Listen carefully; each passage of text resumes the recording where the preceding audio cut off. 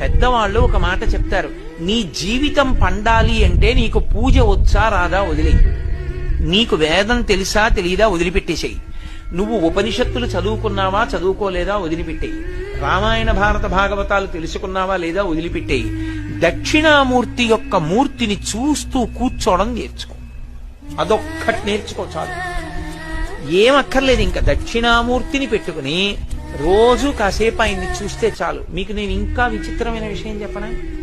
సంటి పిల్లలు కొంచెం కొంచెం పెరిగి పెద్దవాళ్ళు అవుతున్నప్పుడు ఇంట్లో అందమైన దక్షిణామూర్తి విగ్రహం ఉండి, విగ్రహం అంటే ఫోటో కనీసం ఉండి, పిల్లలు కాసేపు దాని వంక చూడడం అలవాటైతే మీరు చూడండి, నేను యథార్థం చెప్తున్న, పెద్దలు నిర్ణయం చేసింది, వాళ్ళు కళ్ళు తిప్పి ఆడుకుంటూ ఆడుకుంటూ పాకడం కూర్చోవడం వచ్చినప్పుడు చూసినప్పుడు వాళ్ళు నిశ్చలంగా కాసేపు ఇలా దక్షిణామూర్తి వంకే చూస్తారు.